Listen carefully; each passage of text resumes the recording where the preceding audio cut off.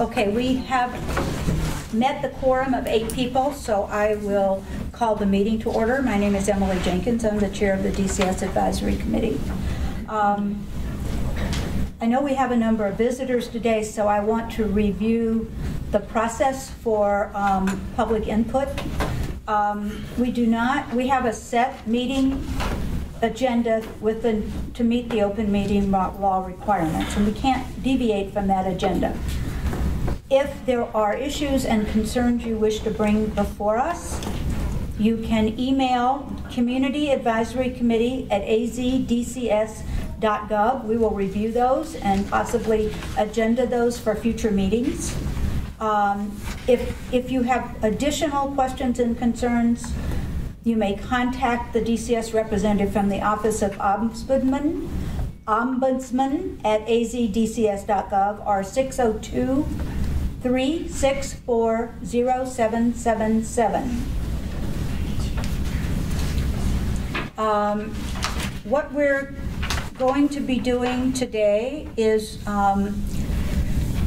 reviewing membership and then our strategic goals for this year and our focus for the advisory committee. We've been going through a process around that, and then we will have a presentation from the kinship staff, from the staff on kinship, sorry.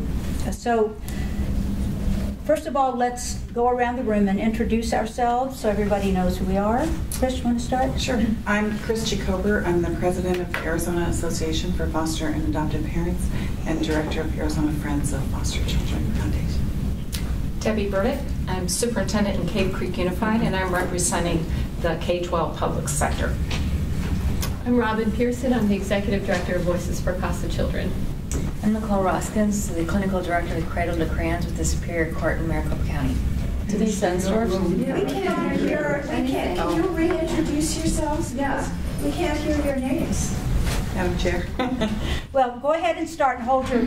We can hear you. Oh, okay. Oh, thank you. Okay, who was? Who did you not hear?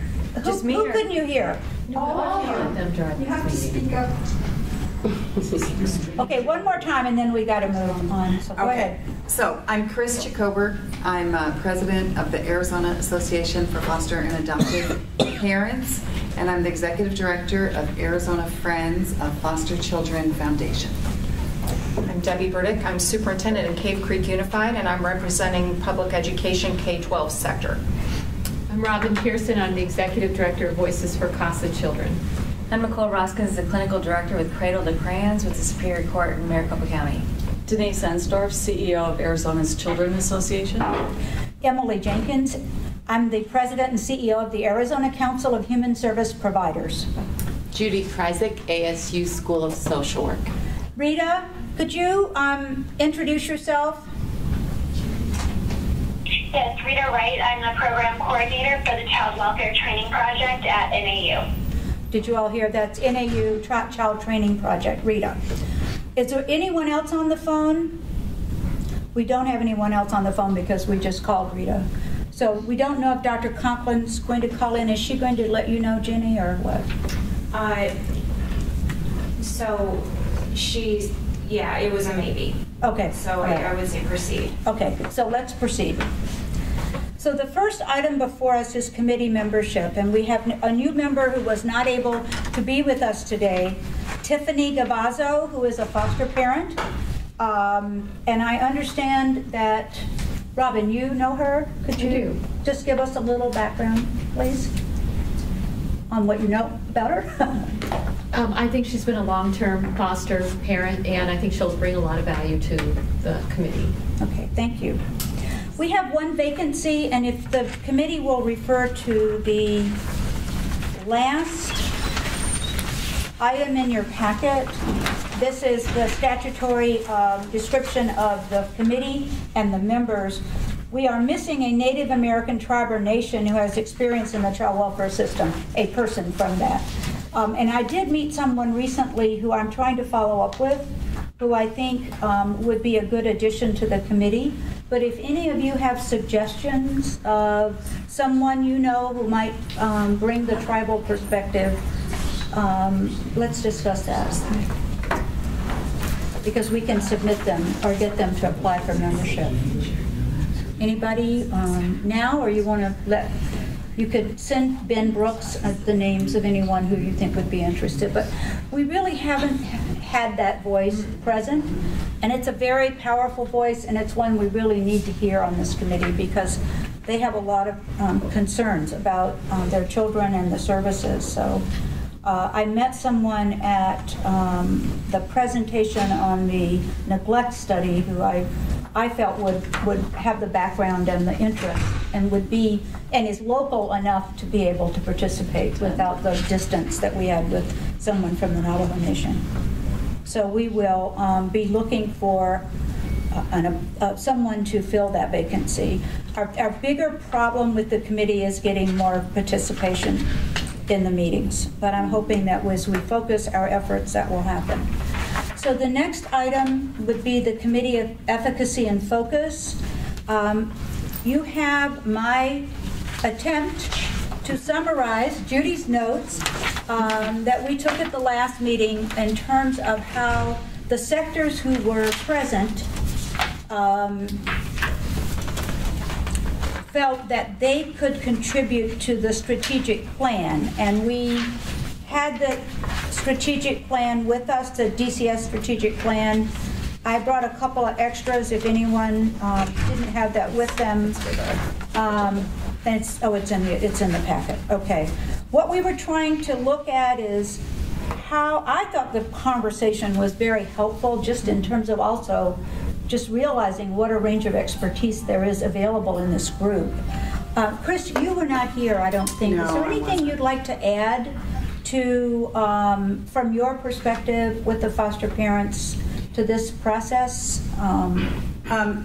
You know, Emily, I'm sure there is, but let me hear more about how you arrived at these and what you're thinking. But at the outset, yes, awesome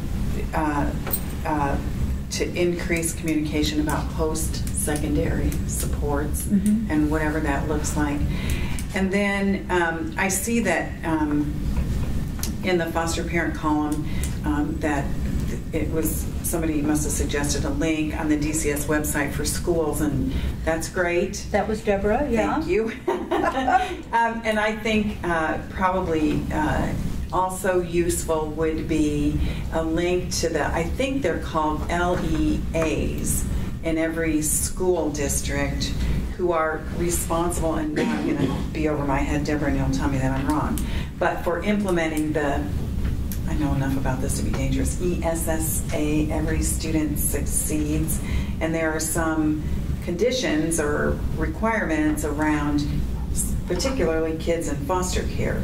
Like it used to be McKinney-Vento, now in every school district there's a LEA, do I have the right? Well, LEA is your local education agency, so it's your school. Okay. And the we're still using McKinney-Vento. Oh, yeah, so but it's similar now. There's items for foster children that are similar to what we do for McKinney-Vento. Okay. Especially transportation. Yes. And is there a liaison in every district? Is it the McKinney-Vento person? Yes, the McKinney-Vento liaison would typically be the same person. Yeah. So I just think those are the most useful people that foster parents can use to look to, talk about educational rights for their kids. So. Okay, so help me out here because I don't know much about this. The McKinney-Vento was the homeless, right? Yes. So have they extended resources to foster kids, or is there something new about this, or is this an existing system that's not well utilized? So, and again, Deborah, maybe I should just shut up and let you talk. No, go ahead. Here's what I understand. There was federal legislation, Every Student Succeeds Act, ESSA, that required departments of child welfare to have education liaisons and required all of the school districts to have education liaisons who are responsible for ensuring that kids in foster care have certain rights. I don't know what those are, but I would think that would be the person that you would want to connect families to figure out what to do best for their. What do you think about that, Deborah? Well, one of the things I had shared that I would do was in my own district, and then try to get information from other districts in the state. I did not get any responses from my requests for other districts, but in my own district, which only has about 5,500 kids, what we discovered is we were able to identify on our system that we have 156 total students who are in foster care. With my education methodology, we were trying to identify kinship families more readily. What I discovered is I have very little information, and so do our principals and teachers, on whether it is a kinship family or a typical foster family. And I discovered that my principals didn't even, because we really don't differentiate our students, and unless a family discloses their situation, we just see them as the guardian and the person caring for the student. So unless there was I had principals who thought they just had a few foster families or a few kinship families, but that can't be true if I have 156 in my school system. So I don't see that information is something we readily collect. Maybe we could be doing that on registration forms, but I'd have to check to make sure that that's not violating some statute. So maybe the better end is to have the foster parents and the kinship families know who to go to in the school district for help. Absolutely. That way, they seek it out, and you don't have to be concerned about any of the identifying. Typically, it would be the same liaison who does McKinney-Vento. So that would be a question of making a recommendation that the department look at how that might be communicated in some way. Yeah, you know what, Emily, I will for the next meeting. There's a guy in the Department of Education, I can't think of his name, but this is his job, is to implement this ESSA in Arizona. So Peter Lang? No, it's another, like Tony. Because ESSA is huge. This is only a little tiny portion of it. It is about the curriculum and the standards, and so this is a small subset of ESSA, which basically replaced the many renditions of No Child Left Behind. Yes. So I'll just come with more information next time, and maybe a list of who the contacts are. So what we're going to do today is review these potential. We're looking at how can the sectors be engaged in helping DCS move forward with their strategic plan. Part of our task today is to decide what are the 3 or 4 areas that we feel are most significant, and we focus on those. So if we were to say education's a big area, then we would want to invite some people to come in and have a broader conversation about that, and that would be a time to do that. So I have a question for all of you. And Judy, did I accurately summarize what we said? Or is there anything here that needs to be corrected? Because I was typing from Judy's wonderful scribing, but I can't say that I got everything correct. So let's just take a minute and then see if we missed anything significant as well. I know we don't have anyone here from the faith community today, but I think we did capture what they were. Care portal. Yeah, the care portal and the foster family recruitment. Denise, work to stabilize children to higher levels of care. Is that accurate? Is that what we were saying? You were saying, I think. Was that yours? I don't know, but I think it makes sense with the second sentence around HCTC. Yeah. I don't understand the next part, though. I don't know what that means. Schools and outsourced placements? It also makes sense for congregate care. From placement to placement. There's a lot of transitioning. I think that was around people who are maybe placed through the school districts where the school districts place children in particular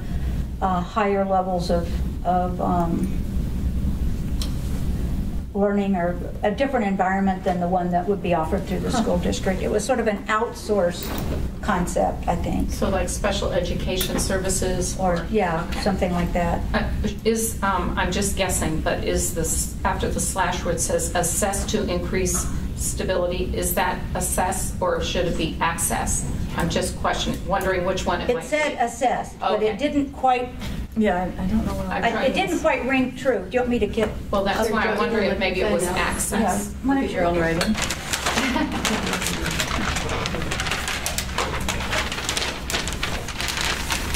Does it say that? That would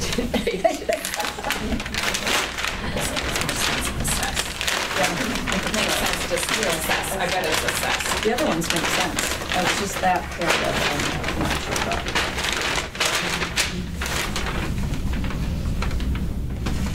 Do you have the CASAs on here? That's good. CASA's the first. That one's good. The provider two is actually farther down, but I just put the providers together. But the provider, there was one provider up close to the top, and then there was a second provider. Let me see.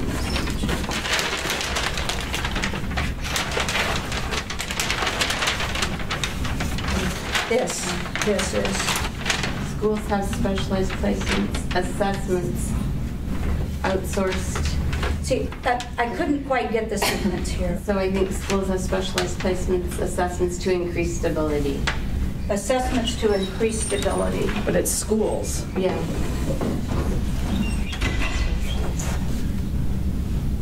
I think that's what could be available through the school, maybe. Mm-hmm. I think that was they could give their assessments to figure out where the student would be best placed. Right, That's to under increase education. stability. Yeah. Right. That should be under education. Yeah. Okay.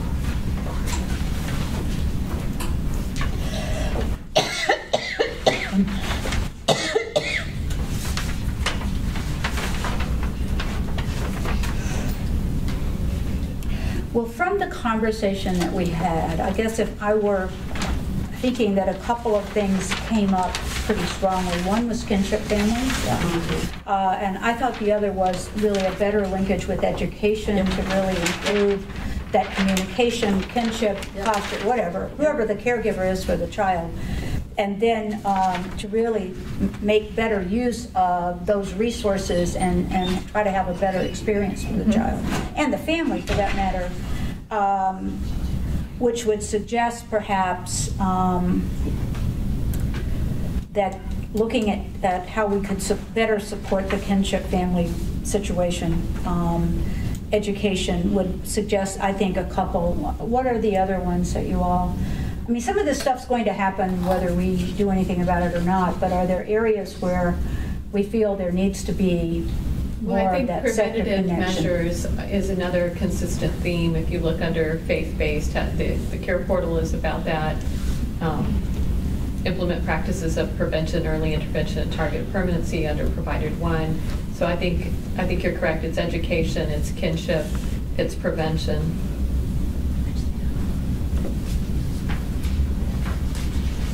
More upstream services to keep. I'm just thinking that might be another theme across several.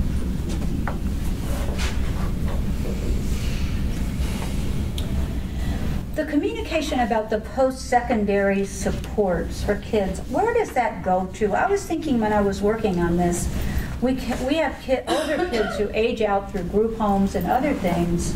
So who's talking to those kids about educational opportunities? So there's two people in the state, and if I say this wrong, somebody correct me, but one, Dennis Hines and somebody else, who that's their job. But again, there's two people in the state. So, and in my experience, Dennis would, meet with individual students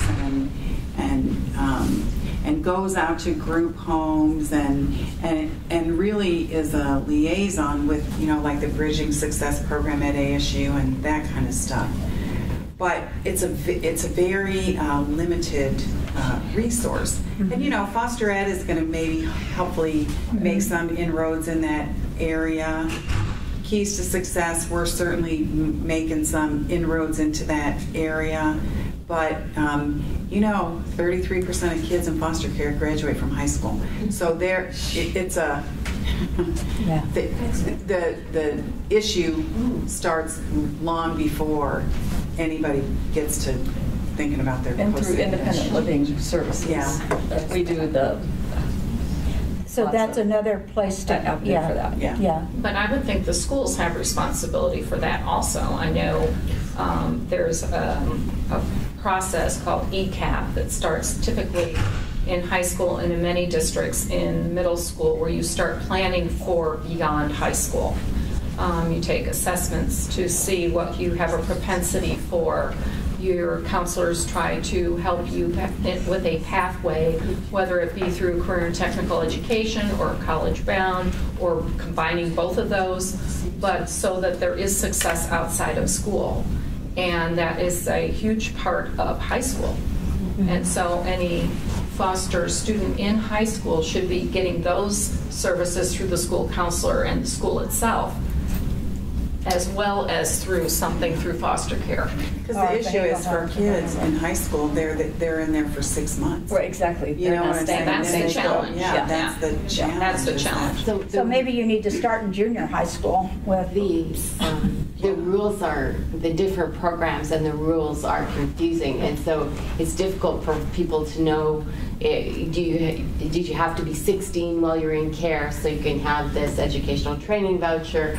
When do you have free tuition? How does that program work? So it's confusing for everyone, I think. So we are trying to do some online training that could possibly go out to the schools, the foster parents. I don't have all the details on that, but we could invite the people who are, it's a whole collaboration, who are working on that, if you wanted to hear more about that.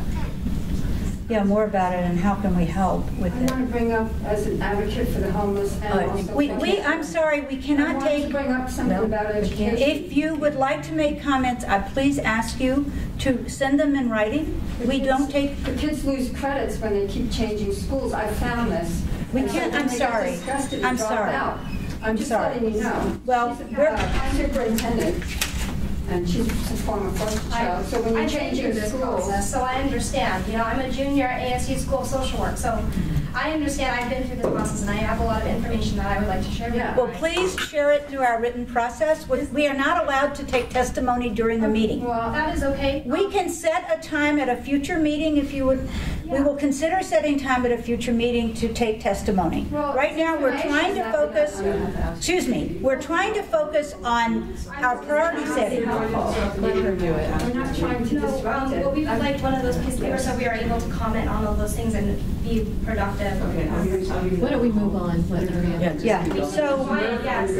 Yes, we'll observe and everything like that. So are there other feelings about any? Go ahead, Judy. So I want, Nicole, I don't know if you want to speak to it, it reminds me of the prevention and the quality early education effort the court did with the Head Start, because what we found at that time was that when children came into foster care, a lot of times the foster parents thought they might not be there that long, they're young, they don't need to go out to a quality early education site, and Head Starts in the local area were taking people beyond the income level because they had to be full, and there was no coordination between the Head Start and the Child Welfare Office. And so C2C did a demonstration, and there was MOU developed between the Child Welfare Office and the Head Start, but I don't know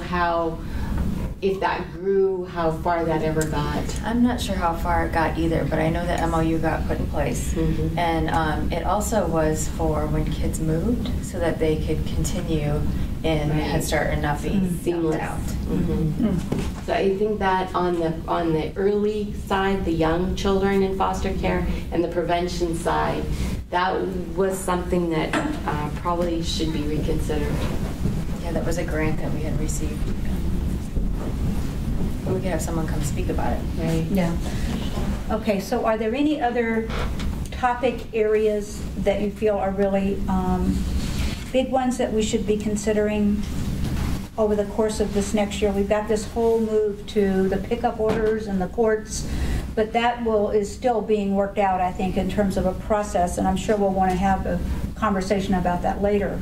But other things that you feel are real important? I think we have to They're keep all it small. They're all important. We'll be too. Yeah. Let's talk a little bit about what we would like to do. If we set these 2, 3, or 4 areas of focus, which might be education, which might be kinship families, then I could see us dedicating a meeting to each one of those, have people come in and invitation and maybe also public input, and then create a set of recommendations.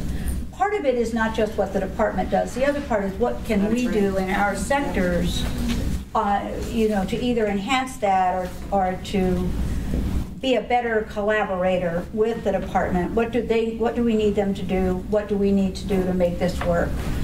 Does that make sense? I mean, we could, if we took 3 or 4 topics and we did one each, and then we put together some recommendations, that would pretty much take 4 or 5 meetings just there, right?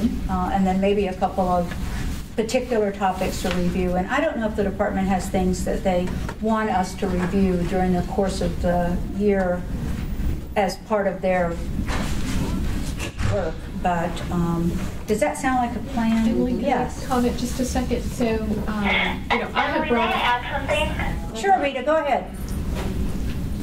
Hi, I'm sorry, I heard somebody mention prevention, but I didn't hear the response from the committee. It sounds like that's sort of a big piece that's missing, not only from the DCS strategic plan, but from our strategic plan, and I'm not really hearing that we're addressing that.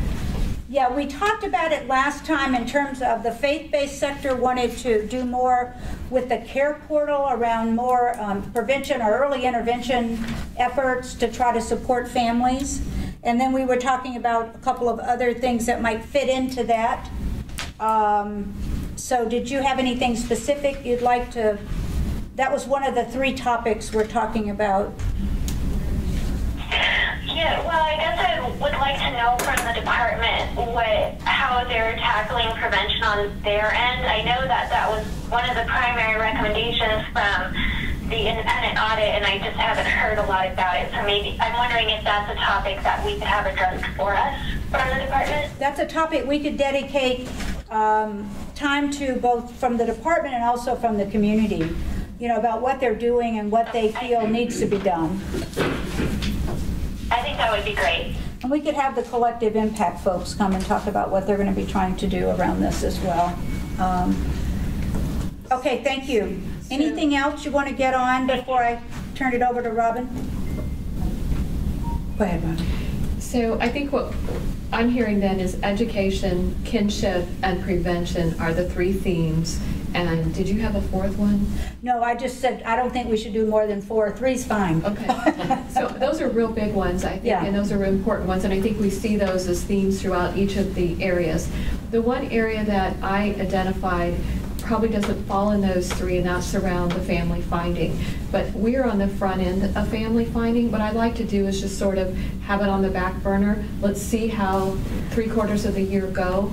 As we get through there, then maybe do an assessment of where we are at the end of the year on it. So let's keep an eye on it, but let's don't make it our focus. Well, and Robin, I think for when you start really talking about kinship families, you also have a subpart about that, about kinship, about the family finding. It's all about kinship. You're absolutely right.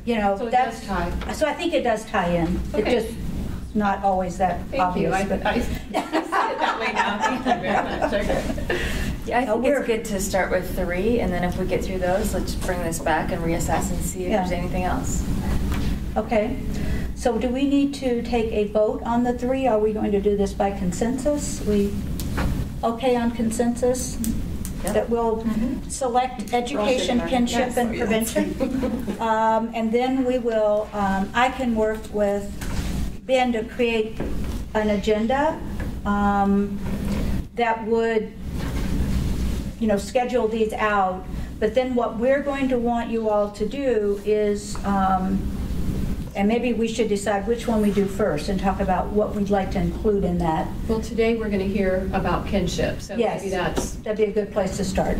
Yeah, you're right. Why don't we hear that and then maybe have reopen the discussion a little bit about it. So I am a little concerned about the people who are not here to be in this conversation, but maybe this is the dedicated team, and we'll try to bring those other folks in as we go along. Okay, so shall we then, let me just think just a little bit about how we want to do this. What I'm going to be calling on you all to do when your sector comes up is to kind of take that leadership role in terms of thinking about who do you know, like Deborah, who do you know out there in the school world, the education world, who really has thought about this, or we'd want to bring in and hear from them, and maybe what other agencies, if the Department of Education needs to be part of that conversation. Some of our transition age youth providers probably need to be in that conversation. Maybe Pete Hirschberger needs to be in the conversation, but you all may know others, and so you'll need to kind of take the role in thinking through what we would like to accomplish with what people, because it sounds to me like we could get way out here, but maybe what we need to be really focused on is what are the key linkages between the schools, the foster parents, and the kinship families that we could enhance, encourage more. First of all, the foster parents, the kinship families need to know who to go to. I mean, if you haven't had a kid, or you haven't had a kid in a while, going to school is like going to a whole nother planet. And so you almost need a navigator to kind of help you get through that. And then where might that information best be housed or located, or maybe we need a little school guide for people or something. Yeah, so I think when we first talked about all this, the core piece to all of it was improving communication lines and information, sharing of information. Yeah. And I think looking at these and seeing where those gaps are will hopefully huge. Suggest. Yeah. Okay. So with that, I think we'll pause the conversation on item 2, and we will move to item 3 on the agenda. And who's going to make the presentation? Mike Faust is supposed to be here. Mike, are you the speaker? Well, we're lucky. You want to come up, please? You can sit and join us at the table, but I'm going to pass the cell phone around so Rita can hear what you have to say. I'm plenty loud. And do you all, Mike Faust is the Deputy Director at DCS, and we are very fortunate to have him. Well, thank you. I'm glad to have the opportunity to come and meet with you guys today. I'm just going to highlight a couple of the activities, and I think you guys saw this. You guys have the strategic plan with you. We do. So inside of the second strategic objective for the fiscal year, there's increase the person, the children, and family-like setting. And then inside of that, there's 5 individual initiatives. I'll touch on one today, which was increase the supports to foster caregivers. And that's kind of where a lot of the activities around kinship supports begin, and then leading through to supports to foster families. Can you help us to get there? Yes, ma'am. If you look down, the objective is the second one down. You're on the right side of the page. So that's increase children in a family-like setting, right? Increase the placement of children in family-like settings. Okay, so if you go to your right, probably the third one down, it says improve supports to foster caregivers. Okay. Yes, it does. Thank you. You're welcome. So that total project has a lot of different elements to it, but it starts really with kinship supports. And what that team is focusing on right now is maximizing available resources that are there. And when we look at those, they fit into 3 major things that the team's working on now. increasing the utilization of the kinship stipend, or what used to be known as the grandparent stipend, which originally was $1 million a fiscal year of supports, and was increased this fiscal year by the executive to $2 million. Historically, about 750 to 800 children were receiving that benefit of about $75 a month. With the increase to $2 million, the department took an initiative to really reach out to kinship and start to identify barriers of why people were not applying for that, and actually did a lot of outreach activities. As of Monday, there was 2,159 children receiving that benefit. Just to do the math backwards, assuming that you have roughly 30 days a month to spend the $2 million of stipend, you would have to have, on average, about 2,200 kids receiving that a month. So we're glad. Close. So we're really close, and really glad, because historically the department had only been consuming about 55% of that stipend. So to see that level of outreach, and that outreach was really done through a mass mailer approach up front, and is now moving into 2 or 3 different avenues to sustain that. Yes, ma'am. Mike, how many kinship children how many are there? What's the coverage? How many in total? The total the total option would be about 6,500. 6,500. Okay. And that fluctuates a little bit, but it's about 40% of the total foster care population. So do we need more money then? I'll walk it. Okay, I'm getting to the bottom line here. I'll back up. The simple math is you could serve consistently 2,200 kids with the $2 million. Yeah. Okay. So one of the things the team is doing now is, so you have about 2,200 kids enrolled today. You have about over 6,000 children in these types of placements. The team is actually working backwards now and understanding the barriers, why the 4,000 didn't outreach, or what are the barriers do they not know. Even though we've done some outreach, what could we do more to create the connectivity? So that's a positive. We're really happy with that. The next endeavor the team is really reaching out on is on TANF, child-only cash assistance, and really, number one, quantifying who is and who is not receiving that benefit. So we ran this about 90 days ago, and about 30% of the children in kinship placement were receiving this benefit. Our goal is 100%, or somewhere in there. So right now we're working on a data sharing agreement with DES, because they house that information, so we can more readily acquire the data and measure performance. And then we're also in talks with DES about potentially automating that application process, because what our desire, and we don't know what is 100% possible because there's federal regulations and a lot of things that have to be considered here, is why couldn't we just do a data sharing where we provide a list, say on the 1st of every month, of every child in a kinship placement and ask them to enroll those children in that benefit. That would be the easiest. So what we decided to do collectively, both us and DES, was ask for them everything, and then as the barriers are identified, work our way backwards to where we go. Yeah. I don't know if you guys have seen the TANF application. It is a very long application. Not all of it is pertinent, but it's tough to navigate. So we decided to say, how could we just make it seamless and then work backwards from there? So the team is working on that. I would imagine it's going to take us 60 to 90 days to get through what that process might look like, identify barriers, and then ultimately have a recommendation go forward. Are there other benefits that you would look at the same time, like child care subsidy or? So the other benefit we're actively looking at is WIC enrollment for all children under the age of 5, because it is a benefit that they're entitled to if they're CMDP enrolled. We just got this data early this week, and it's very low. I was very surprised to find how low the number of children receiving the WIC benefit was. It was only about 3% of those available kids. So we just got that data. We haven't really had a chance to dissect it and understand, but with that much opportunity, we're simply going to reach back out to DHS and have some dialogues about the outreach they could do.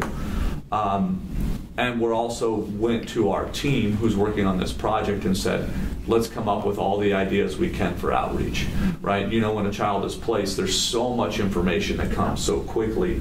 What level of follow-up can we do that we can kind of paste that information to them, so that way it's not overwhelming when the initial placement happens. And one of the things the team is looking at, and I'll touch on now, is CMDP has implemented what we call an onboarding process, which is within some set period from the time the child is placed. It's usually within the first 2 weeks.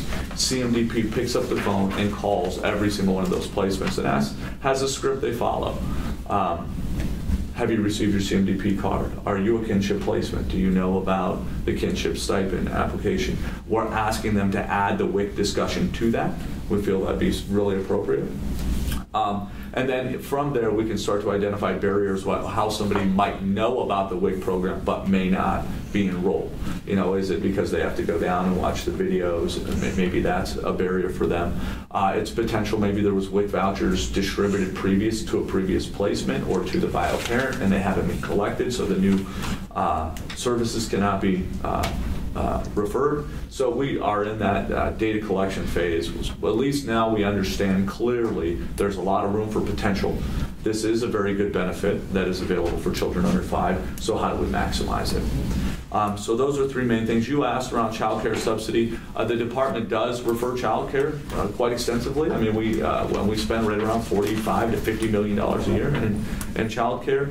So that's not one we're actively doing. What we're really sought after was these handful of really for in-home service families. It would be Medicaid eligibility, there's SNAP eligibility and enrollment, WIC, TANF-only child-only cash assistance, and then the kinship stipend becomes the primary focus. The avenues we're using right now is we definitely have the warm line. We have some other avenues. We're doing outreach. We have the onboarding process, but that comes to the next major initiative of the department in this arena, which is standardizing what we refer to as kinship liaisons that exist down in the southeast region and the Pima region, where they've had good success over the last couple of years doing outreach to kin.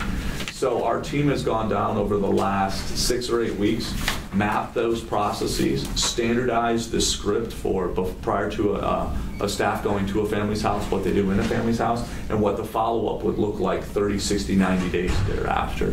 And so now that we have that process standardized, and have implemented a statewide standardized placement process, we're now at a point in time where we can take that process and start to implement it here in Maricopa County.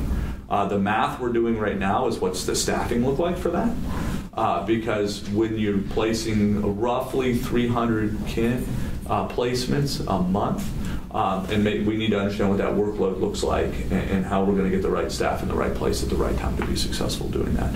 So we think we've got the right services to connect with.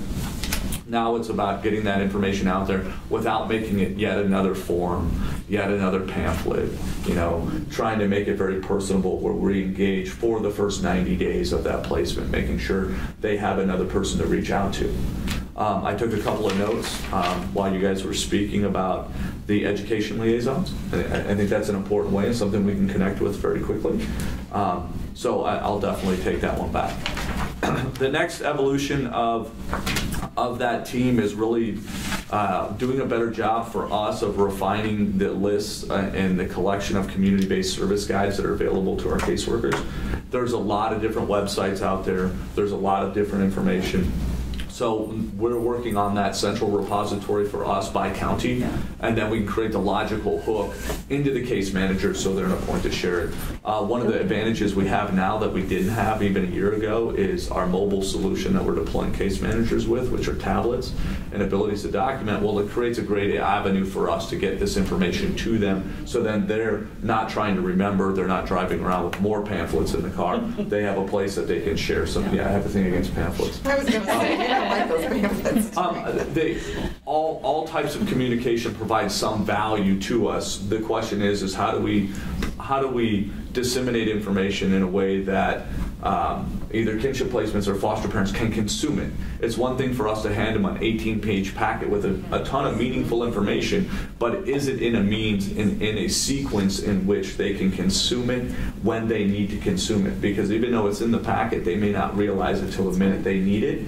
So that's a lot of our learning. is how do we tap into people who have that frontline experience that can then say, this is when I consume it, and this is how I'd like the information presented to me. So we're working on that. So that's really the first phase for this kinship activity.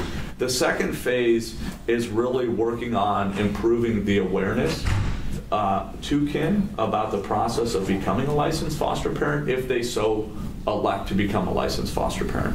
And I think that's very important. It's not everyone wants to traverse that process.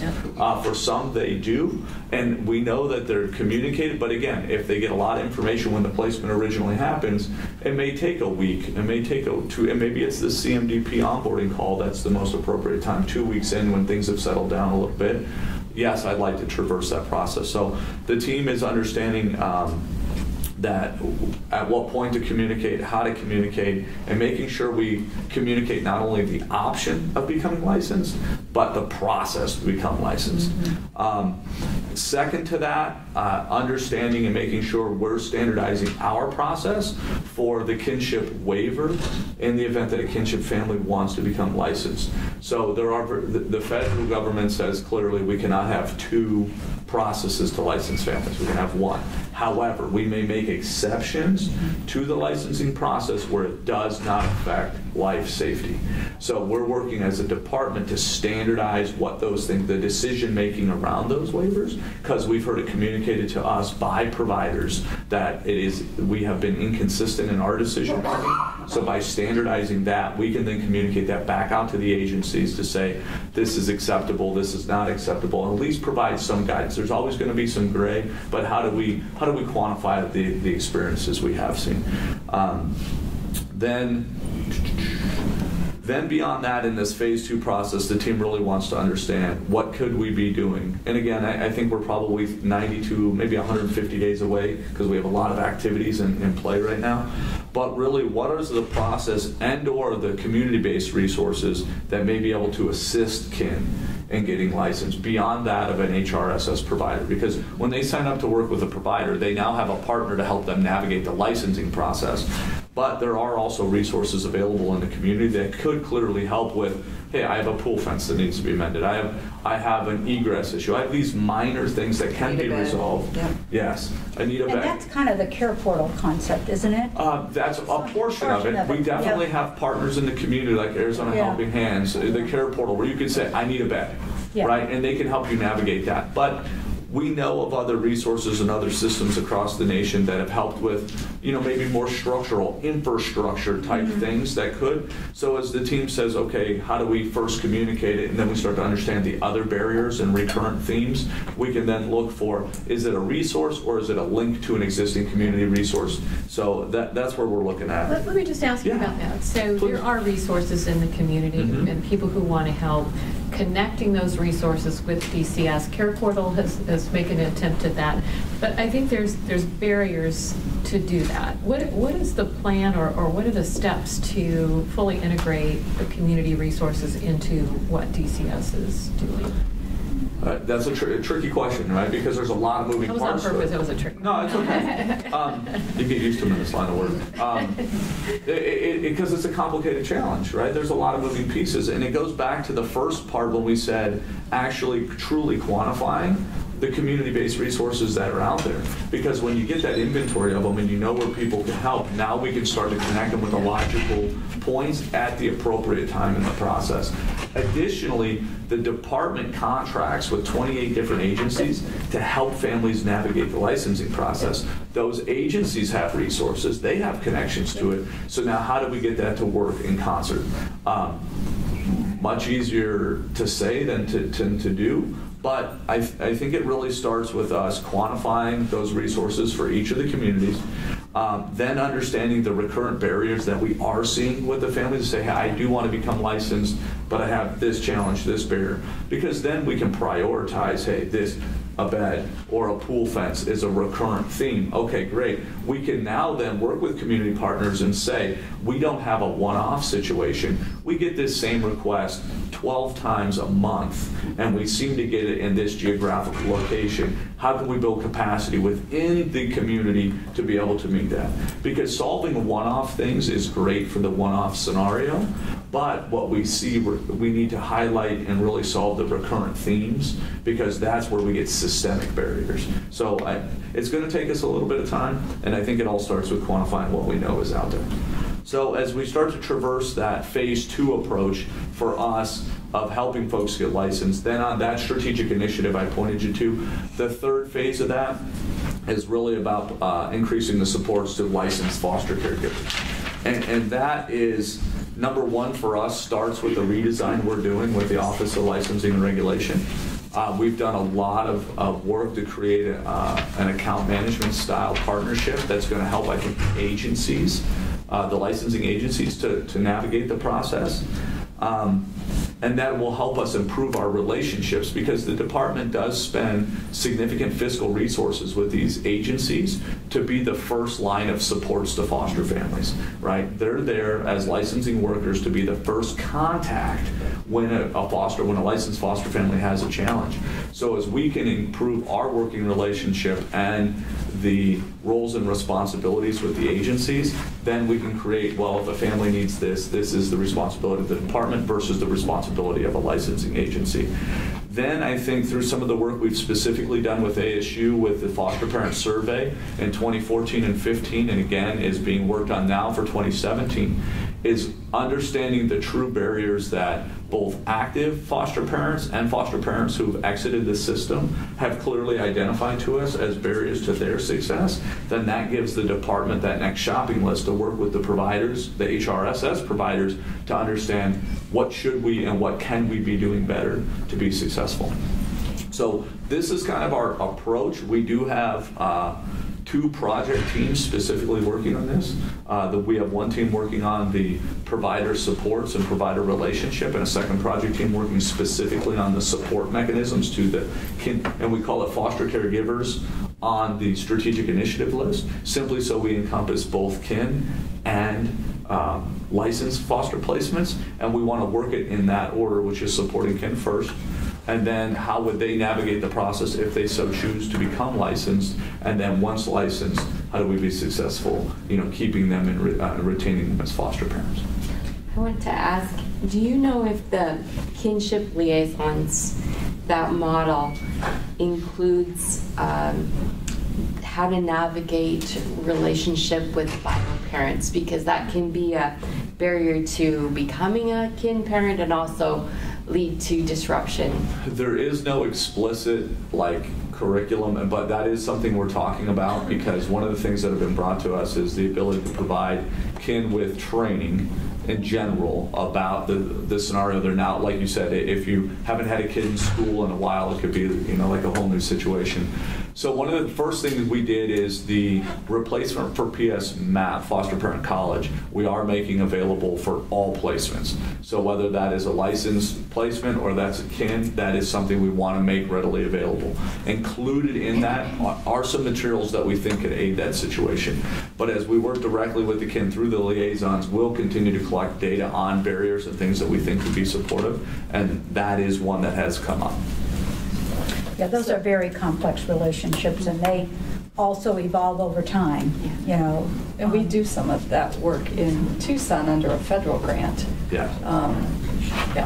It's so important. The key for us is then how do we hook into that and leverage those things globally, right? So PIMA makes up about 25 to 30% of the foster, about 22% of the foster care population. How do we then take what we've learned that we know works in other jurisdictions or other areas and bring them up and do them globally? So the other question is moving upstream a little in terms of finding kinship families. Mm-hmm. What are you all doing on that process? So there's 2 or 3 things that we do in our process. So number one, I'll tie you back to this 5th item under increasing the number of kids in family-like settings, which is the 4E waiver demonstration project, Fostering Sustainable Connections.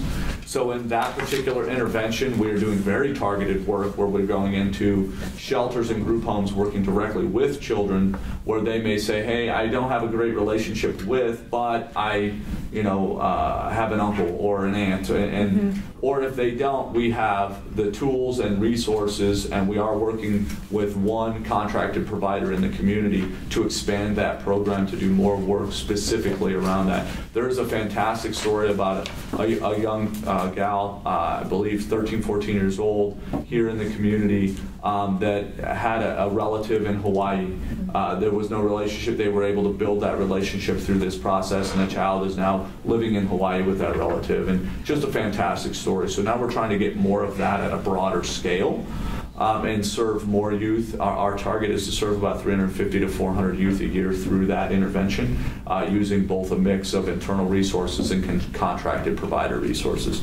Secondarily, there are tools available to case managers through what we call the family locate process, which is somewhat cumbersome at times.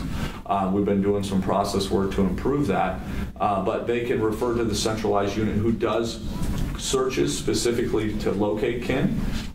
We've done some modifications within Childs to collect that information so it follows the case record, and we can continually share that and update information over the life cycle of a case. And we're actively discussing on transitioning those tools into the new statewide placement units that have been created, because we figured moving the tools closer to the field where they can be executed more readily should help us be more successful in finding kin. So, Robin, do you want to talk a little bit about what your efforts are? There's conversation between the court and the CASA program to expand family finding or sustaining families. So I think if this becomes part of what the community wants to participate in, making that positive connection with DCS and integrating that is going to be an important step. And you're looking at the legal orphan. It's really hard to hear. Yeah, it's very difficult to hear. Well, can you move up a little? Why don't you move up? We still can't. Let's all move up. Let's all just rearrange the room, I guess. So I guess we have to accommodate that. Robin, you're focusing on the legal orphans. The initial push, but it may be broader than that. So we're having those conversations. We'd be more than happy to engage in those conversations and participate. I mean, making sure we get tools and the more resources we have, it just becomes, getting the link from the caseworkers to the people who will consume the information. It would be important, but we'd be more than happy to engage in that dialogue. And the methodology is the same one being used. Excellent. So it should make the transitions easy.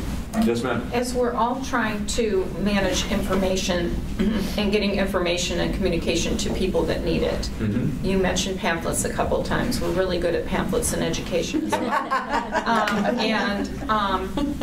I know that many groups have gone to making sure that wherever all their information is housed, all their pamphlets or information, that there's search function on those websites, so that if somebody goes in and wants to look for the information that you mentioned they might need right then for the first time, is there an ability to go on a website where all these things and all this information is housed, where somebody could type in what it is they need and it would bring up those sections of those pamphlets or lists or phone numbers? I'm going to say yes, and I'm going to say there's always room for improvement. So the DCS website does have on the statewide policy and administrative, they do have a section for brochures and pamphlets. There's sections under adoptions, but there's always room for us to improve the navigation of those things and the accessibility and making sure they're intuitive to flow. The team has made a lot of improvements to the website. I think they've done a good job with that, but there's always room for improvement, and through these projects and outreaches, as we identify barriers, we will continue to look for opportunities to increase access to that information. Because most folks anymore are just using their phones to access information, and so if there's a search function, if there's an emergency or someone needs help, that would be a great feature to make sure there is. And then I don't know the answer to this question, so I'll ask it. Is there a hotline for foster and kinship parents if there's something that they are so frustrated with or they need help, where they can call and get information and talk to a person instead of having to search for that information that's print?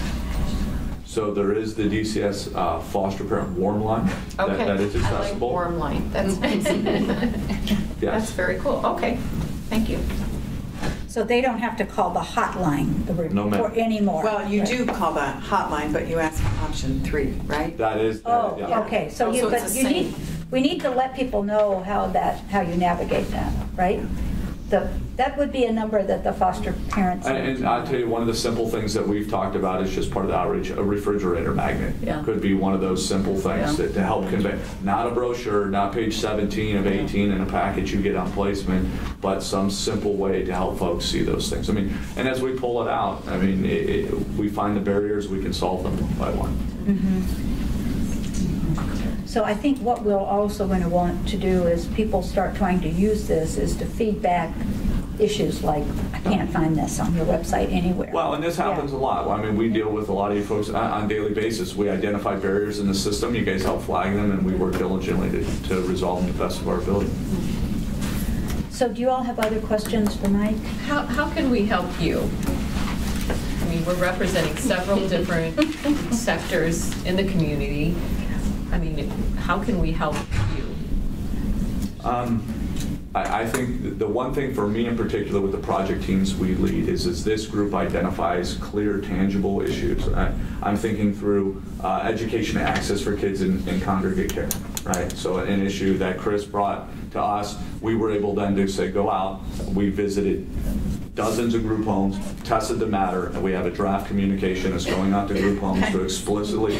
And so I think the folks that deal with us frequently and raise issues up clearly know that when an issue is brought to us, we will assess it, quantify it, and then take action against it. So I would say by each sector, as barriers are identified, if the group here wants to either structure them by sector, or if you see something that's quite significant, please communicate, because we'll put it in with the other things we have going. We have to assess with all the priorities. But as things come up, and I use a specific example with Kris because we met on an access to educational content concern that Keys to Success had raised. We were able to go out and quantify it. We went out and surveyed the providers. We identified, hey, some do it better than others. We have a clear expectation of what this should be. We can go back and convey what that expectation is and test it on a go-forward basis. So that'd be my first request, is that as you guys identify and traverse your priorities as a committee, you can identify those key things that you see, press them up. We'll add them to the action plans, let you clearly know, hey, if this is something that's going to the top of the list, if we get it, but it's going to take some time, or, hey, could you help us get more examples? Because sometimes that's what we hear. We get this one-off. I'd love to solve every one-off, but I would really like to get it down to, we see a recurrent theme or this need, and then we can help the most people in the most expeditious manner through that. So that's how I'd respond to that. Any other questions? Thank you. I'm really glad to hear what you all are doing with the kinship families, because we've been concerned about them for a long time. Our team is working very diligent. I think they've done a very good job. I think, and I didn't touch on, I mean, we just created a brand new structure within the organization called Foster Care and Post-Permanency Supports. So this team is fabricated specifically with the intent of increasing the support mechanisms and structures that we use to repeatedly and sustainably provide supports. And as we improve on the foster caregiver supports, then we can start to traverse through the process to the kids that are, the young adult population, or the kids that will, be aging out of the, emancipating from the system, and understand what that looks like. So, we can't solve everything at once, but we'll start working just like we talked through a logical sequence of kinship placement if they want to be licensed, and just in the same way, children in foster care through post-permanency supports that they may need to be successful. I do have a question, and it's about guardianship. So yes, in the past, guardianship has not been used to a great extent in Arizona. Are there 60 kids a month. Efforts to increase that? Yeah, so actually today's the 1st of December. Yeah. Already. So we are really, my watch is 31. We are We just released an RFP today to the provider community specifically to go help with this particular deal. So the way the RFP wants, sorry, you're going to get me to wind my watch in the middle of this conversation. What the RFP says to do is essentially we want to partner with a provider who's going to come in and participate in a permanency TDM. Where we think the permanent guardianship is the most viable solution. Then out of there, we would give a service referral to that provider to work directly with the family to help them navigate, right, to help hold the hand through the process, essentially to permanent guardianship. So we're actually leveraging funds that were made available to us from the backlog burn down, the privatization funds. Those funds must be used with private contractor. We were able to burn down our backlog and we did not consume all those resources. So we've been doing a couple of very targeted, in fact, those are the funds we're using to expand fostering sustainable connections, and is also the funds that we're using on this project. So I believe the dates are, the RFP went out today. I believe the RFP closes on the 15th, and we intend to award by the 28th. So this is an opportunity that our state, it is an option of permanency that relative to other jurisdictions that we have not fully utilized. And I think there's a good opportunity there for us to, where it is appropriate, through a permanency TDM, elect that is the right decision and move forward. I think that's something in the future for us to probably look into with the education, is to see if there's some barriers to that need to be addressed legislatively, because children may not be then eligible for some education benefits. So if I could touch on that real quick too, one other thing that we are working on as part of our post-permanency supports is there is a set process when a child is exiting to adoption where we automatically enroll the child in Medicaid, right, and we help them go through the adoption subsidy process. We are mimicking those exact same processes, but for guardianship as well. So we're actively in discussions with Access about that process of us enrolling on there. So we already have so a lot of folks don't know, we have about 30 resources whose full-time job it is to do case management of post-permanency, adoption subsidy, and guardianship. And it is legitimate case management in that post-scenario. Now the touch might be once a year at a renewal, but there is an ongoing presence that the department has for over 26,000 children that are in the adoption subsidy program. And so what we've decided to do is just mimic the success we've had with the adoption subsidy program and roll that same process into the guardianship subsidy program, so that way the family is traversing that. We're already getting them enrolled into the stipend program, as well as traversing the Access Medicaid enrollment process, so that way those benefits are in place the day that the guardianship becomes legally bound. So, and I think there is going to be some legislation on that this session. There is subsidy, I think. Potentially. Yeah, I think Children's Action Rights is one of them. But that'll bring some conversation. But your agency worked with guardians for a long time through the Care Center, right? Yep. Yeah. And that might be, the Care Center model might be a good one, Denise, to bring forward for conversation with this group, because Arizona Children's Association initiated a program 12 years ago called the Care Center that really provided a lot of support to guardianship families, and they had, and it also provided a community, really, of people who got together, you know, with these grandparents all staggering around with these little kids. And they started a ballet folklorico, and they did all kinds of things. They needed something to keep the kids busy. But it's really been a great program. And those are the kind of things we need to look at having more of. And that's, I mean, we've seen some positive things in Pima region done around kinship, and ultimately, rather than reinventing the wheel, we're simply taking the successes of that local community and bringing them to the valley. Well, we may have some other successes and ideas from this group also, and their connections to the community. Is there anything else I can answer for you folks? I don't think so. Very grateful for your time. Thank you. Now that you know what month it is, you can join the rest of the program. Thanks, Mike. We want to pass the phone back to the center.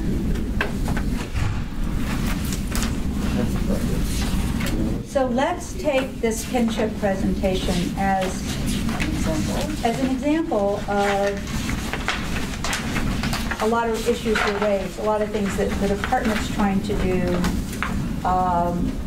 But I know from this summer when we rolled out our Bruce Perry project on trauma education for foster families, caregivers, kinship families, it's very difficult to have central communication with the kinship families. So I think they've got a lot to do to get a real good system of communication. And the problem is that children aren't static. You know, they may be fine, but they grow up, they turn into teenagers, they develop issues. And so you need some ongoing relationship with somebody so as the situation unfolds, you can get the resources that you might not have needed when you first got the kids, but you need now. They may not be in school and then they go into school or whatever.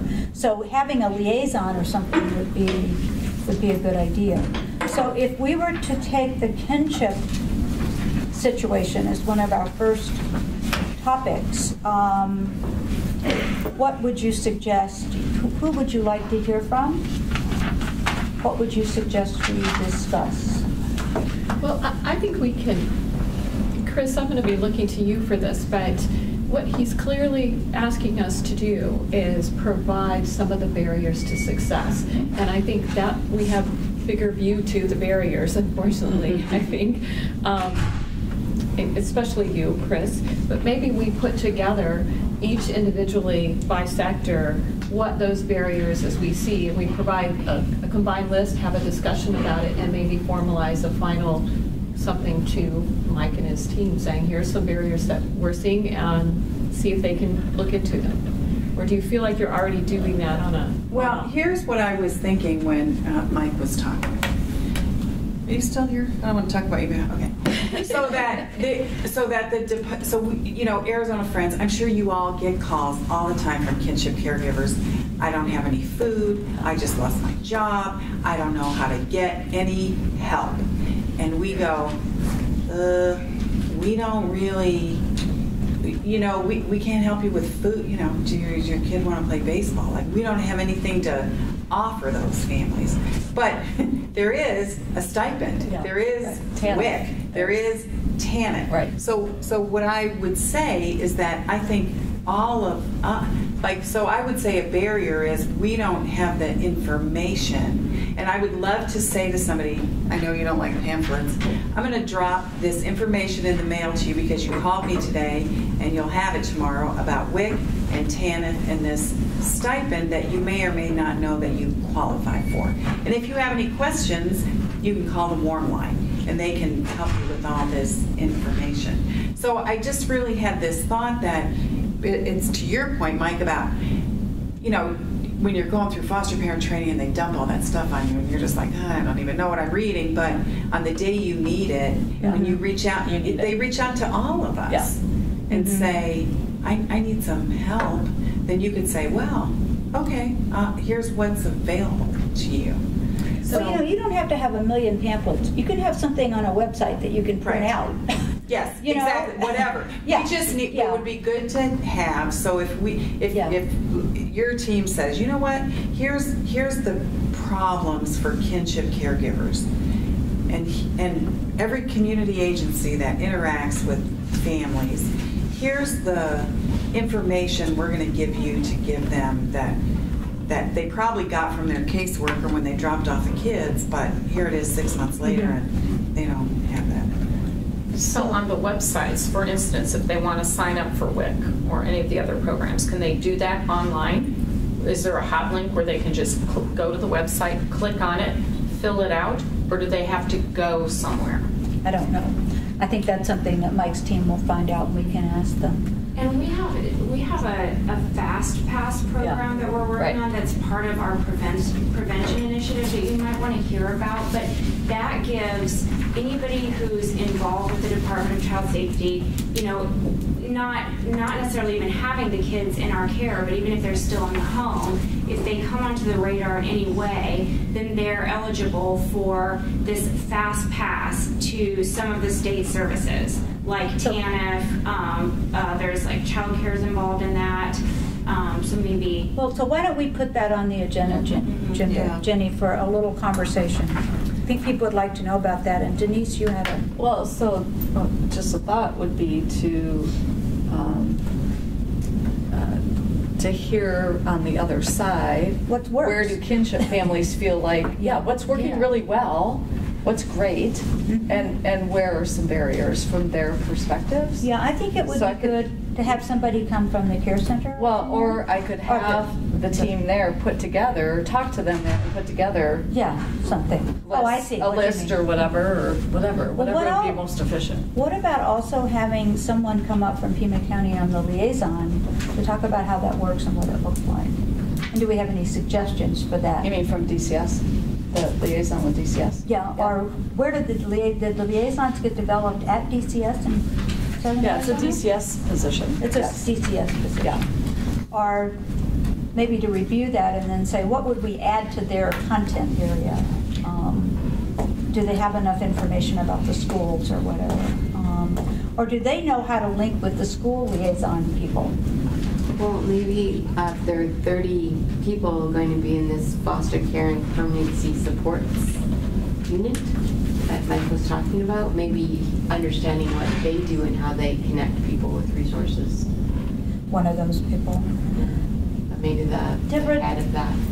Does this, what is the communication district to district for the school districts? You mean among the districts? Yeah. Is that through the school board association? No. Typically, this type of information would be communicated,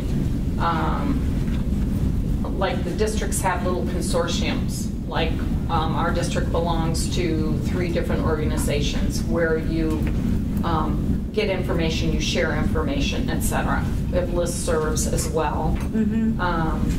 Is that what you're asking? Yeah, I just wondered what's the communication, who do you communicate to when you're trying to get the stuff to the districts or between the districts? Between the districts, typically information from the State Department and everywhere else goes to the superintendent, and then the superintendent disseminates the information to the appropriate person in the district.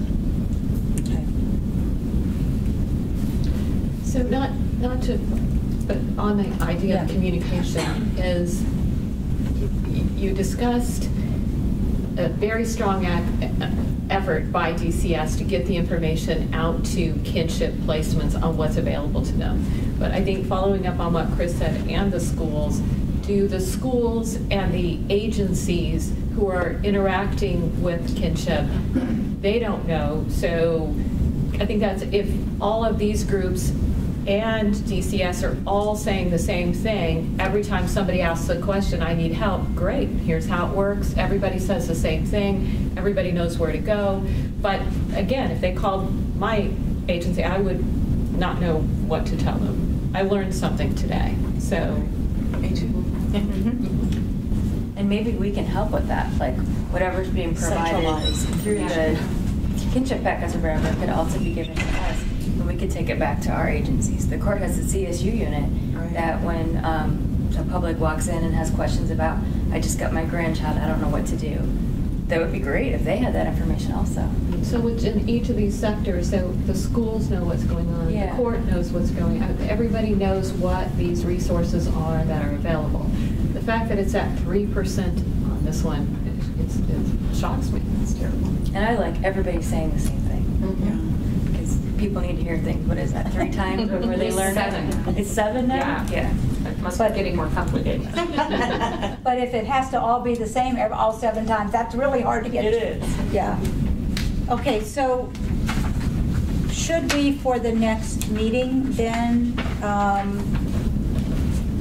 do we want to start with the kinship and you all? And the fast pass? And the fast pass would be part of that. I think it's better engagement, letting the kinship families know how to access resources, which would be true of any caregiver, but to hear it in that context.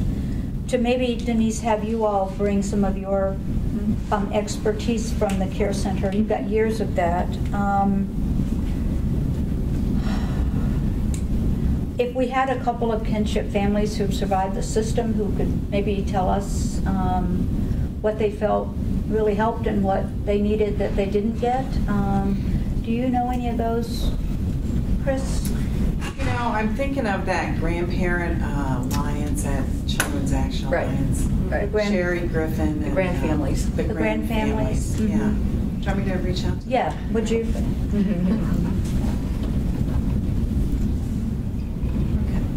And Emily, I'll be in touch with you about how long and what you want them to talk about. Yeah. And all that stuff. So we should probably have a program that's no more than, 45 minutes, so we have the rest of the time for whatever we need to do. So, but that's quite a bit of time.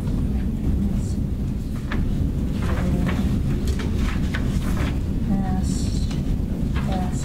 Let me ask Jenny, or anybody else, is there any issue that needs to come before the group at the next meeting?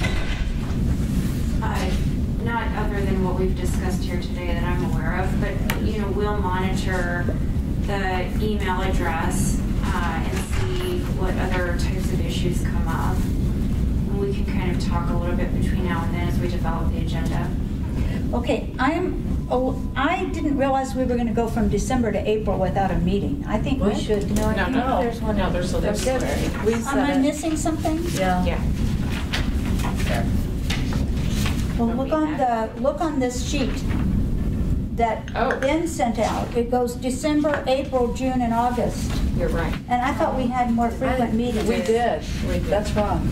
So let's review this. Because I thought we set them all. Yeah. I thought we had them on the last Friday. Good catch.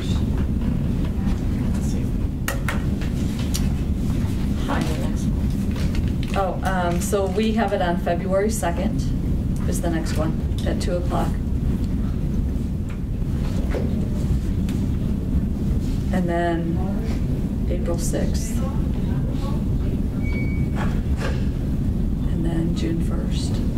Yeah, okay.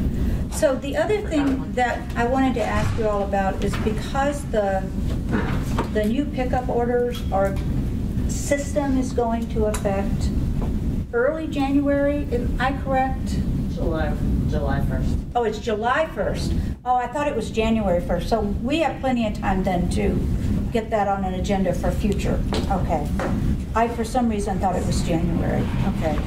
I think at some point we'll want a briefing on that system as it's being developed. But we don't, I had the date wrong in my head. Is there any other issue that you all want to put on an agenda for a future meeting? Just because we have to think ahead to this process, yes. I would just ask, as far as, if we're going to take this by subject, our three that we're going to go after, is there any legislation that's out there that will affect kinship while we're talking about kinship prevention or is there a season to talk about legislation and then? Well, I know the Children's Action Alliance is contemplating legislation on the guardianship. We might want to have Beth Rosenberg come and talk about that. We could. I could ask Beth to come. There will be a bill. It's more, I think, on increasing the subsidy for guardians. Because there's that limited window of when bills can be dropped. Right. And then you're done. Yeah. Well, they've already got this. They're already moving. Yeah, they're on it. They've been working on it all summer. But I think as it relates to us in the three areas, maybe to be aware of those things. So we probably need to look at what bills are in place on all three areas, even though we're taking kinship first. That's just what I'm saying. Well, we're also going to work on, the council is also working with DCS on some revisions to the statute that has to do with licensing child welfare agencies. The statute's old, the language is convoluted, and so I think we'll be doing some work on that. We haven't drafted it yet, so. Would it be, I'm sorry. It's really. It's not going to be directly related to what we're talking about. It's more technical. But if the Children's Action Alliance has something that's related to what we're talking about, would it be possible to have them come describe the legislation on February 2nd? Yeah, I've already put that on my, I'm sorry, I must have not been clear. I'll invite Beth Rosenberg to come and speak to that. Yeah, because they're also working on tuition waivers, which is not in the tuition category, waiver, but it's in the education category. So. Okay, thank you. The tuition waiver statute or the pilot is expiring, Right. and so they're looking at a renewal of the tuition waivers. Yeah. So they could also speak to that, I think. Thank you. I forgot about that one. Anybody know of anything else? That's a lot. Yeah, I think we can take up the meeting without any difficulty. Okay, is anybody have any other item on the agenda that we want to raise or go back to?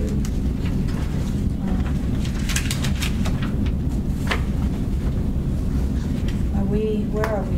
We're just about good. Okay. Well, thank you all. I'll entertain a motion to adjourn. So moved. Second. All in favor? Aye. Thank you for being here.